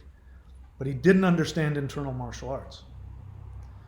I could go on and on about that. That's a fun subject. So to answer your question, Celestial Qigong, because I hadn't been taught the internal part, because my teachers were nutbags. I shouldn't say that. I'm appreciative of them. If it wasn't for them, I wouldn't have it. But they could have benefited greatly from meditation. Let me just put it that way. Because I didn't have it, what was happening is that I was burning out. Like my circuits were burning out. It was like turning on, the light bulb, all the way past. I was like that all the time. So I had a huge amount of energy, and yeah, if you picked a fight with me, I would have sliced you to pieces. But, I'd wake up in the morning and my whole back, all the meridians on my back would be stiff, and I couldn't move. My hands were like claws, and I'd have to, my hands, because they didn't teach me how to turn it off. That's why they were so intense and so crazy, and why they were so, they like to fight. So I had to, for my own health and my own sanity, I had to start finding ways to meditate. So I started going to other Taoist practices to learn things like the microcosmic orbit and things like that, which fixed the problem. Kind of scared me a little bit because it took me out of that intense, because when you do this art and you don't power down, you're in this intense all the time, and I didn't like that because I felt a lot of power there. But so when I got to the place where I brought the energy back in, and I felt, and then my hands got supple again, and my back got supple again, then I got kind of scared, like I'd lost the power. So I created Celestial Qigong as a way to reverse engineer something, and I ended up tapping into something really powerful. I've since then found, other ways in that same sect. I've gone around those guys because they kicked me out of the sect, and I went around them, and I was able to learn other things and balance it out. So now I kind of just it wasn't my choice. It was not my choice to create my own path. That was not my choice. The universe had other plans for me, and it turned out that I ended up getting, stuff that even my teachers didn't know. And now I have a more well-rounded thing, and that's been part of my path. But part of it was I had to reverse engineer ways to balance my body so that I wouldn't, burn myself out. That's what celestial Qigong is. So it's a very, very specific type of Qigong, and the end result is it has that high vibrational energy of the sect I was in. But it also heals and nourishes and things like that. So to answer your question, you could use it. If somebody were to come and train with me, I would say I would give them those Qigong postures and meditations, because it's going to open up those meridians. It's going to tap them into that vibration. I believe, this is my belief, that the Ascended Masters were trying to do something different, and they picked me and said, let's create some sort of Frankenstein thing with him and help things evolve to whatever level they wanted. And I think that's where my practice came from. And there's a couple of practices in there that I sort of reverse engineered and merged with some other stuff I learned in some other Taoist stuff. And they're, like the Heaven Earth Qigong meditation. If I had to pick one practice for the rest of my life, it would be that, because it does everything. I haven't seen that exact thing anywhere else. So I don't know if I answered your question or not. That's why. Now, I put it out there, because I don't even remember why I put it out there, but I put it out there. And then I started hearing from people who said, I've been training in Qigong and Tai Chi my whole life, and I blah, blah, blah, and I've never felt anything like this. Other people saying that, some blue spirit came into the room, and I have no idea if that's true or not. And I was really surprised. I mean, I knew it would be helpful, but I had no idea it was going to have the power that it had, which tells me it didn't come from me. It came from somebody else. Some other beings had some other things they wanted to do through me. So that's why I continue to teach it. So I don't know if I answered your question or not. Let's see what else. Are there more advanced lessons available? There aren't any available. The next level would be to teach somebody the art. And I can't do that unless somebody lives here. And I happen to be in Queensland, Australia. And unless somebody's willing to come to my house, 2 or 3 times a week, and for years, it's just not worth it. I don't have permission, and the Grand Master has passed away. I'll probably never get permission. But even if I had permission, I would not put them on video, because you can't learn it on video. You have to have somebody there to transmit energy into you, and you have to have somebody there to correct tiny little things. You have to have somebody who can see energetically how your energy is and adjust your posture. And without that, you can't really learn this stuff. It's just not possible. That's why you see 99.9% of Tai Chi masters do this. It's worthless. They can't, because they can't feel it. I can feel the energy because my meridians have opened to whatever degree they're open. So if I just change my wrists and my hands and my shoulders and my elbows the tiniest bit, I can feel it lock in. And I know exactly where it locks in, and then I can play with it. But if you watch me do it, it won't look like I'm doing anything, but I'm making huge adjustments inside my body with just little tiny movements, just a movement of the finger, Each one of the fingers connects to different meridians that go to different places, and each one of the fingers connects with a different part of the brain. Where you stand, the structure of where your feet are, the bubbling spring, and all the other stuff. The point on the center of the hand, the points on the wrists. If you don't have a level of energy to be able to feel that, you can't adjust anybody else or yourself. That's why it's kind of hard to learn from video. I can learn from video because I can approximate and then I can feel. Maybe I don't know it to the extent they do, but I can. In fact, this has happened more often than not, where I'll watch some guy do some Tai Chi stuff, and then I'll copy his exactly, and I'll go, that's wrong, and then I alter this, and I go, oh, there it is. But it's not my class, so I can't go up and tell him what he's doing wrong. And that's true with. I think that's true with most martial arts. It's true with the art that I practice. I can take my practice and reverse engineer a lot of other practices. And you can probably do that with a lot of other internal martial arts, I would imagine. Let's see what else. T-Dan question, will I get the same benefit from doing the morning practice in the afternoon? You'll get whatever benefit you get. I'm okay with you doing it in the afternoon. I would recommend doing it in the morning because it tends to, it stimulates the Kundalini, which is a fire energy, so it kind of gets you intense. So I wouldn't do it. I wouldn't do it at night. I mean, you can. I wouldn't. I'm having trouble staying consistent since I go to work very early in the morning. It's still dark. So, hey, do whatever you got to do, man. I haven't been perfect about anything. So that is what I think would work best. But if you want to do it in the afternoon, go right ahead. Joni B. Thunder. Did the master lose his power because he broke the laws of mystical art? I don't know what master you're talking about. The guys I trained with didn't lose their power. As far as I know, they're as powerful as ever.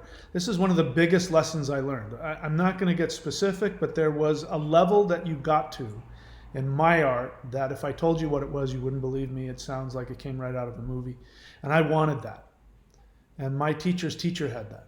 And my teacher was training really hard to get it. I don't think he did. He might have, but I don't think he did. I trained really hard to get it, and I didn't. Other things happened because I was training so hard. But I didn't get that specific thing that you're supposed to get when you master this certain level. But what I saw is,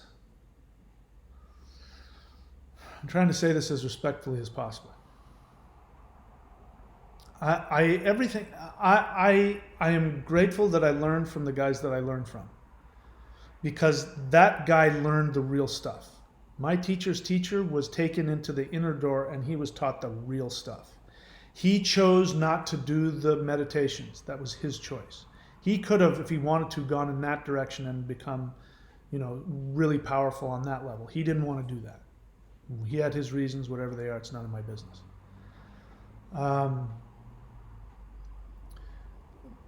But what I saw was, when I had heard all the stories about him from my teacher, and bear in mind, my teacher's teacher, and there was the teacher. That guy had everything. So I want to be clear about that.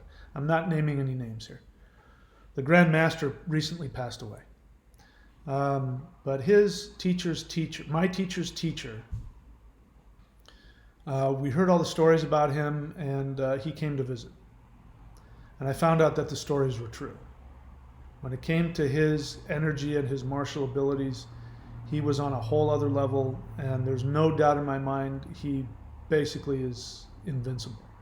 I know that sounds unbelievable, and I wouldn't blame you if you didn't believe me or if you thought that I was, mistaken, but I believe that to be true. But he had flaws. He had some pretty serious personal flaws that were destructive. And I had a very, very unpleasant, destructive experience with him. In fact, I almost stopped practicing. In fact, I did. I stopped practicing for years because he had such a destructive influence on me. And without giving you the specific judgments about him, I walked away going, wow, power is not what this is about.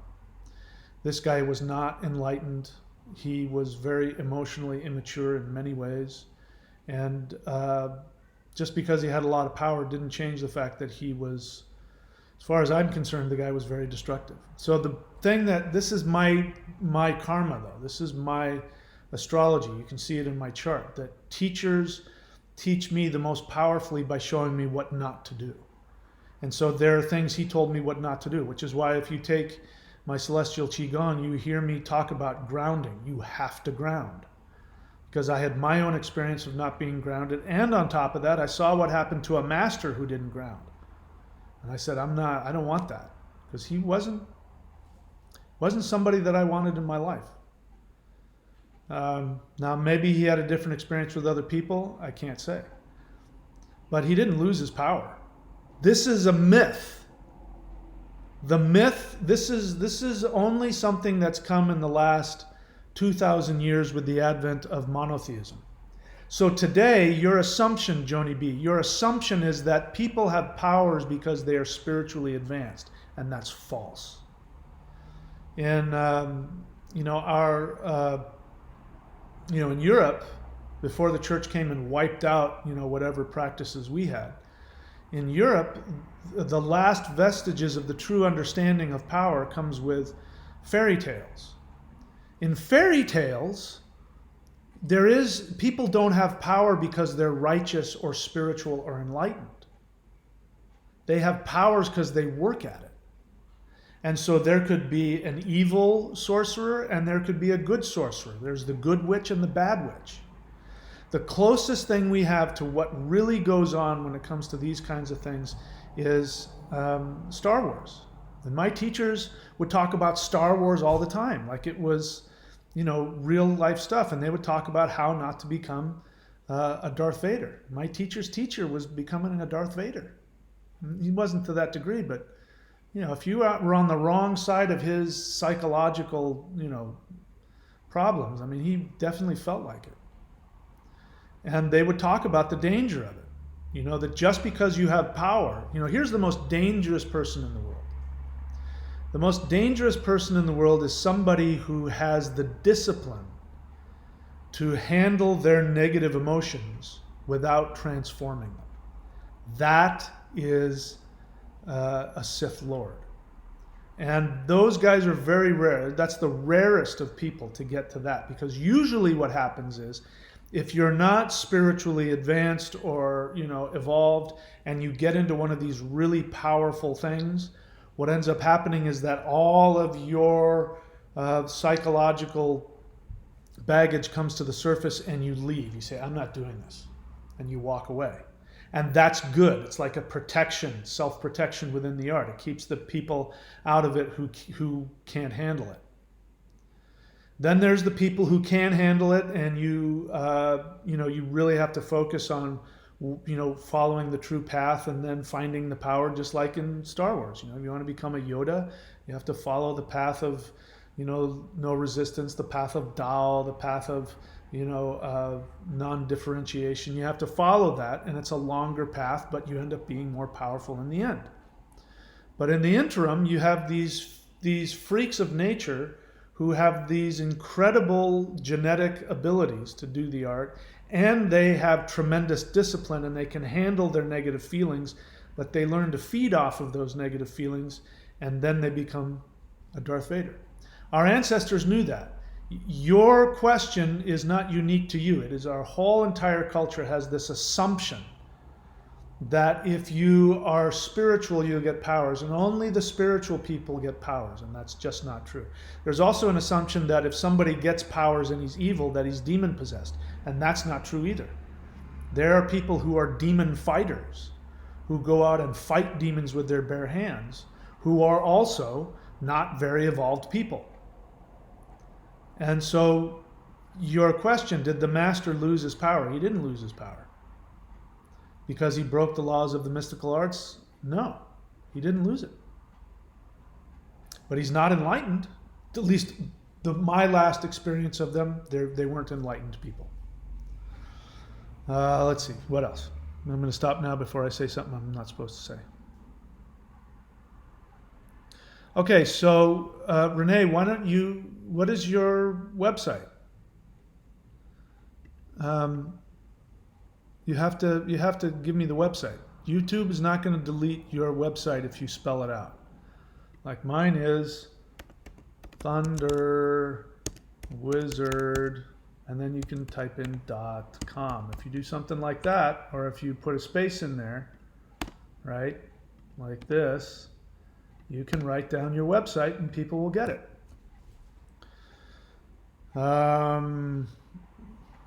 Renee, question. Is lower back pain or pulled muscle a sign of weak kundalini? No. Or just run-of-the-mill body self-sabotage. Please go learn tension myositis syndrome.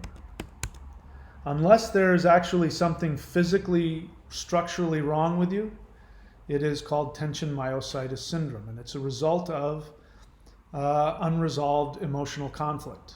If it's in the lower back, it means fear of not being nourished. So money, most people that have money problems have lower back problems because money represents the nourishment of the mother. That's why, people want money. People who want money, what they really want is they want mama's love, because that's what money represents. It represents Mother Universe giving you resources. So it means that there's some conflict.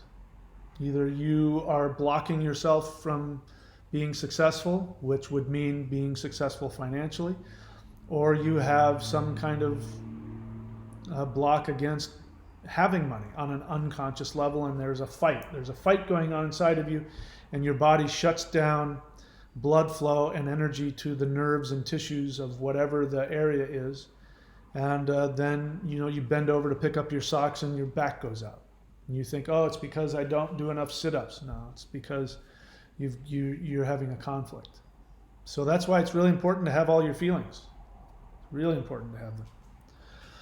Are you having a Qigong level 3 camp? I'm going to keep teaching more and more Qigong stuff. But I'll still say that nobody has had enough time to master the Qigong I've already taught. So always go back to the basics. This is again why, I told you about Tai Chi, how if you want to learn real Tai Chi, find the guy who doesn't move, who just barely moves his hands, moves it around like this and, this and maybe this, and that's it. It's just all in front of him, and he's got the space under his arm and his elbows are at the right angle and he's standing in the right spot. You find those guys, if you just keep doing that, like I said, Tai Chi was originally just one movement. Tai Chi Chuan was one movement. It wasn't that 108 movements. That was added, each successive master added new movements for various reasons. And the real, you'd find this with any martial art, including karate. If you go back to the original Chinese hand form, you will find it was 2 or 3 moves, just inside like this and whatever it was. It was just 2 or 3 moves. And it was how to teach structure. When you get the structure right, like if you find any really good even if they're a mixed MMA, mixed martial arts guy, even if they haven't been trained in any traditional martial art, if you watch them, you will freeze the frame when they're knocking the guy out. You will find their structure matches exactly what you're trained to do in Taekwondo, Shaolin, and even boxing. The structure is everything. So real martial arts training is about training the structure. Higher level martial arts is you train the structure and then you train the structure to have the energy move through. So those guys will stand in those postures for hours. That's why, traditionally you go learn one of these real martial arts, you'll walk in and the guy will give you a posture and he'll have you sit in that posture for months before he teaches you anything. And if you don't have the discipline to follow through and do that every day, he'll kick you out. So Renee, Battle Woman of the Woods, the stuff that you have will give you everything that you need. You want to learn a higher level? Go back to the first one and master that. Spend twice as long doing that first one. You'll get the benefits that you're looking for. She says, okay, renee.thunderwizard.com. So there you go. I'm going to show it. There you go. renee.thunderwizard.com. Did it get shown? Yeah, there it is. Renee, Battle Woman of the Woods. I pulled a low back muscle during a long power walk in the woods. Yes, exactly what happened. Yeah, so that means there's some conflict. The good news is I know enough about you to know that the conflict is the conflict being released. So unfortunately, sometimes it takes that for you to become more conscious of your own resistance. There's just no way around it. So best of luck with that. And just keep, what I do is I take it easy and I go into the pain. And I ask the pain, I say, what do you want me to do? Why are you angry? And then just sit and listen and you'll find out. Your spirit will tell you. I'm free of pain at the moment, but if I get pain in my sciatica and my left leg, it means I feel trapped. If it means I feel as though somebody's trying to stop me from my success. If my right leg, if I have sciatica in my right leg, it means that I'm afraid to move forward. It means that usually that happens when I'm about to release some new teaching and I'm afraid to move forward and I'll feel some pain in my sciatica in my right leg. So there's only one way to fix it. I have to move forward. I have to put the teaching out, or I have to end the relationship if it's the other side or whatever. So there's some conflict going on inside of you, and it's a good sign. It means that you're making progress, and you just have to keep battling through it. Dean Nevin's question, how does my mind want to meditate given the placement of my moon? All right, let's take a look. I have Moon and Mars conjunct in Pisces. Moon and Mars conjunct in Pisces in my 8th house. It means that you are a spiritual, like martial wizard. Those are all the things that we've been talking about on the phone. The 8th house is the unconscious mind. My Jupiter is in the 8th house retrograde in Pisces. So Jupiter in Pisces is already very deeply spiritual. But if you add like a retrograde Jupiter to it, that right there can mean internal martial arts. You put Mars in there, it's going to be more of a physical martial art, but Moon and Mars means you need to practice some kind of martial art that taps into intuition. It's in Pisces though, so there's that whole Jupiterian thing. So what was your question? How does my mind want to meditate? That was your question. So if you can find a martial art that's a moving meditation, that will give that a try. I think I mentioned that one to you. For you, I think Xing Yi would be good for you. I'm not married to that, but if you can find somebody who really knows how to teach Xing Yi, I would go take a look at that. That would be a great meditation for you. All right, let's see what else. Yeah, so Moon and Mars are conjunct, so that's that martial aspect. So that means Mars is sitting in the house of the Moon. So that is intuitive martial arts. Because it's like the Moon is in the lunar temple and connecting to the powers of healing and life force energy, and then Mars comes in and Moon says, "Hey, I have to go check. I think I left my oven on. Can you watch the temple of the Moon for a while?" So what does the warrior do in the temple of the Moon? He taps into all of that energy and he comes up with some new martial art that has to do with meditation and movement and all that. So Moon and Mars together means movement. The mind can't sit still. It has to move. So yeah, for you, I would look into different kinds of internal martial arts and use that as a meditation and see what that does for you. Brandon Little question, can these martial arts to the highest degrees be achievable without a teacher? Absolutely 100% no. Why would you even ask that question? Why would you not want to work with a teacher?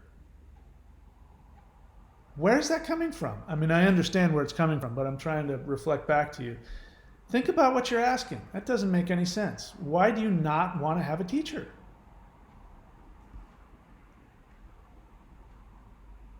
Look, if you wanted to become a brain surgeon, imagine asking that question. Imagine getting to medical school on the first day and saying, "Hey, is it possible for me to learn how to become a brain surgeon without actually having to get a medical degree?" "Hey, so I want to become a nuclear physicist. Is it possible for me to learn how to make a nuclear bomb without..." "I want to become an electrician. I love electricity. Is it possible for me to just use my intuition and learn how to become an electrician?" This is a science. These martial arts are sciences. They're bodies of knowledge that follow universal principles and laws. If we're just talking about the fact that these are spiritual, you cannot spiritually evolve on your own. This is a very, forgive me for saying so, an extremely immature question. This is the kind of question that little 4-year-olds ask. It shows a complete lack of understanding of how the world works. But if you're going to progress spiritually, you have to have a teacher. You have to have somebody who will reflect back to you what's going on with you. In terms of the structure, I just got through, if you're listening, I'm saying that the structure is everything. If you do not learn proper structure, first off, you'll never be able to fight. Forget about mystical martial arts. You'll never be able to be a martial artist, period, if you don't learn about structure and body English. But secondly, if you're to open up the meridians and have all the energy flow through, you connect to the earth, connect to heaven, connect to the gods, connect to all that, open up the dantians, the chakras, then you have to have structure, and then you have to have minute changes in structure and breathing. And you have to have a teacher who has to, move your elbow 1/8 of an inch up, or, twist your wrist a tiny bit, or separate or put together the two middle fingers at just the right. If you don't have somebody to adjust you like that, you'll never learn. That's built into it. To get to the place where whoever came up with it, bear in mind, this is, hundreds, if not thousands of years of people, of successive masters who spent their whole lives. Even if you're the so-called first guy, it started with some guy who trained in the military, and he had somebody teach him how to stand and how to hold a weapon. Then he went back and he retired and he became a farmer, and he started working with energy and meditating. He didn't have YouTube, and he didn't have television, and he didn't have smartphones, and he had 8 hours a day to just stay in one posture, and just to find that. And then he gets one meridian open and he feels this and he feels that, and he's just learned that one thing that gave him the edge over the guy who goes out on the battlefield with a battle axe. And that's spent, and he's 80 years old, and he figured out one posture and one movement. He teaches it to some guy who then spends his whole life mastering that, and he goes, oh, and then if I then twist this way and move that way, oh, that opens up this whole other thing. Now I can do this, and then this whole other thing happens with the universe, and then that guy dies, and then the guy after him. So imagine the hubris of you to think that you can learn what you say, the highest degrees. You don't even ask about the basics. You want to learn the highest degrees without a teacher.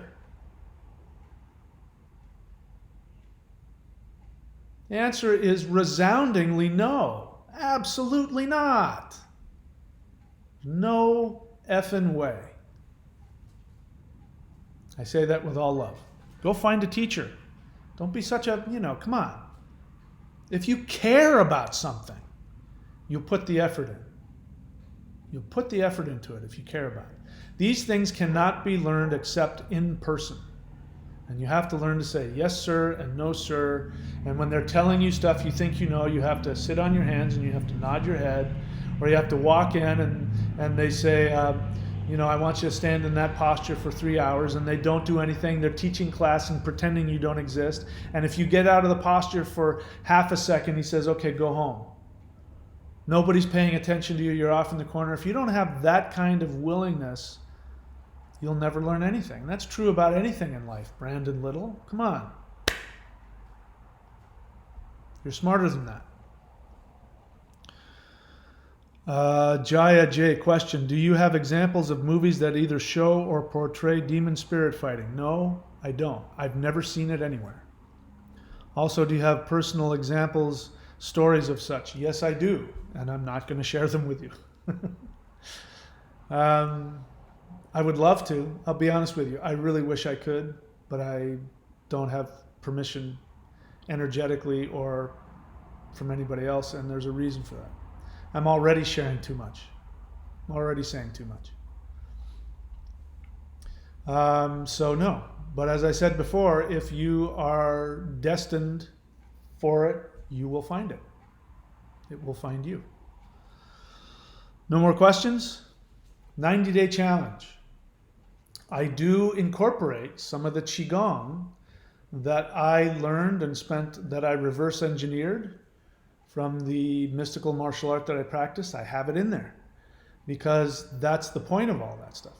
So if you want to learn how to take that energy and use it to open up your yi, which is your third eye, your intent, I have it built into that practice so that you can actually intend your reality. That's the whole point of it. That's the one thing I learned. The one thing I took away from that art is that one of the things that I think my teachers might have missed is that the whole point of that was to be able to intend your reality.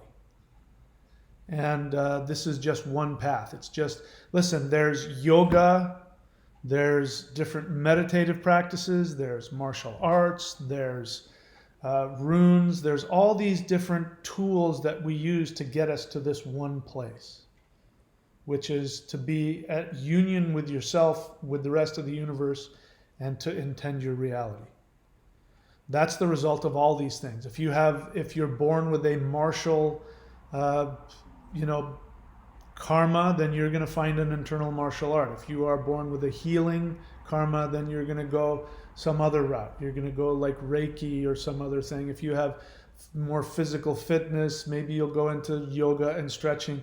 They are all different things. They do different things. They deal with different energies, but the end result is the same.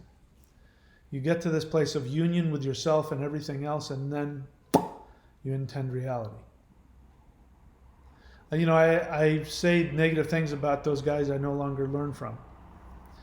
But the truth is that this is just, they're getting through this life. They're going to take that into their next life.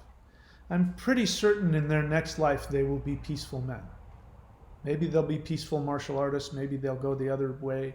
Who knows what they'll do, but they will eventually get there. They're very close. Like I said, when you train in one of these martial arts, if it's a martial art, at some point, your ego kicks in and you really want to prove yourself. Those guys are in that state. They still really want to prove themselves. I still am to a degree. I won't lie. There's still a part of me that wants to do that. I don't have permission. And now I'm getting old and getting older. And so it's not as important to me. But it's one of the reasons I'm even talking about it.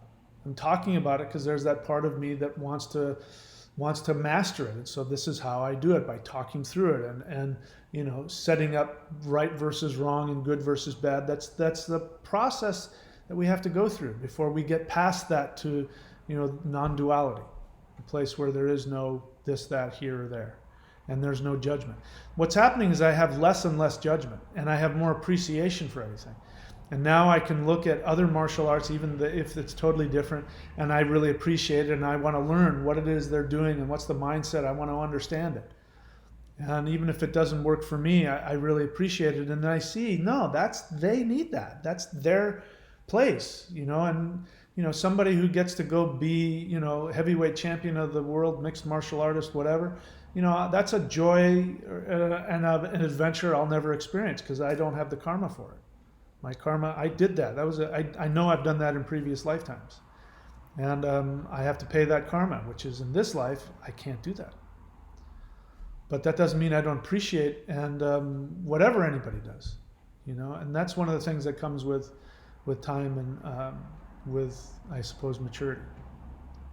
So I'm not going to give you those answers today, my friend. Flying Dutchman... What is that? Warhammer 40K. What is that? I don't like it when people promote stuff on my channel without me knowing what it is. So I'm gonna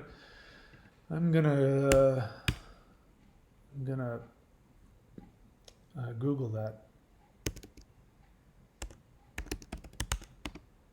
Warhammer 40K. What the hell is that?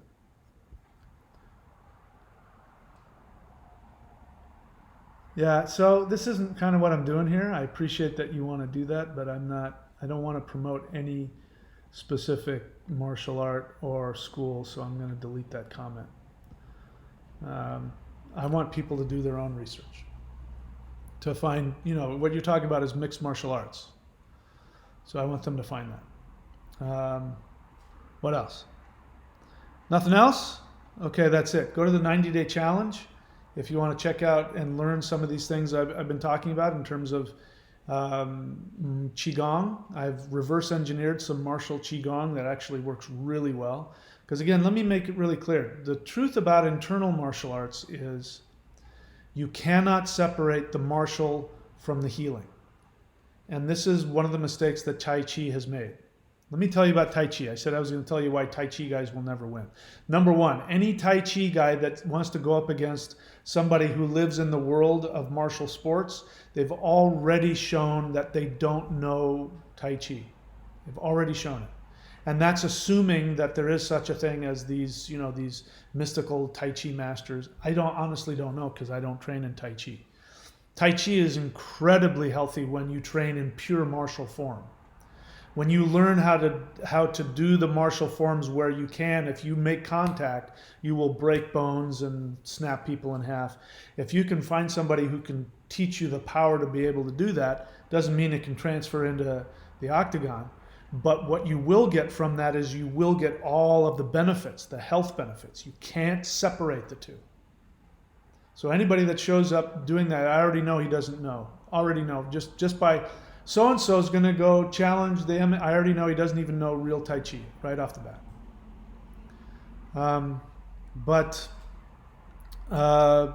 Yeah, that's the second thing is the benefit of training in internal martial arts isn't just for relaxation. Go take a yoga class. If you want relaxation, go take a yoga class. I mean, you can do whatever the hell you want. I'm just saying, you know, I've watched 99.9, and I'm not a Tai Chi guy, but I know internal structure. And most of them don't have any structure, which means they don't have any energy, which means they don't have any martial ability. You do the martial, the drills, where the push hands, the changing of hands or whatever, or this scenario, somebody comes at you like this, you have to be able to prove that you have the power behind whatever you do, so that when you can tell that the guy has the power to break bones, the guy has the power to knock you across the room. If he has that power, then you stop there. You don't go past that, because we don't need that today. We needed that 200 years ago in the mountains of wherever. You needed to be able to do that. As you're going on a goat path and some bandit comes at you and you got your arms full of whatever, you got to be able to use your shoulder and your elbow to knock that guy off the cliff or whatever. We don't need that anymore. But if you do that, you will get all the benefits. That's why the stereotype of the 85-year-old, bearded wise man who meditates, but if you mess with him, he slices you to pieces. That's where that comes from. Because you can't have the martial and the health benefits separated. If you try to separate the martial aspect of it, you will have bad form, because you have to have the patience to stay in the form long enough to get that power to come through. And so the guys that go on there and think they do combat Tai Chi, and you see them doing their form all wrong and all that, they think they're doing some weird combat. They're not. It's bad martial arts. That's all it is. And it has no health benefits. Because they have to, if you're doing an internal art, you have to break the structure to use your muscles. So you might as well just box. But if you just go after the health benefits with the mindset of I'm just going after the health benefits, then you're going to do this wimpy stuff like this that is where there's no structure and it looks flowery, but there's nothing there. There's no health benefits there. I shouldn't say no. There's very little health benefits. The health benefits come from really learning the martial power, and that means you have to learn the structure of internal martial arts. All right, did I answer all of the questions here? Yep, I think I did. All right, that's it. Go to the 90-day challenge if you want to, like I said, learn some of the stuff I'm doing. That's it. I love the questions. Please keep asking the questions. Even if I give you a hard time, it's nothing personal. That's just how I do things. And look forward to more stuff later. So that's it for me, guys. I will talk to you guys later.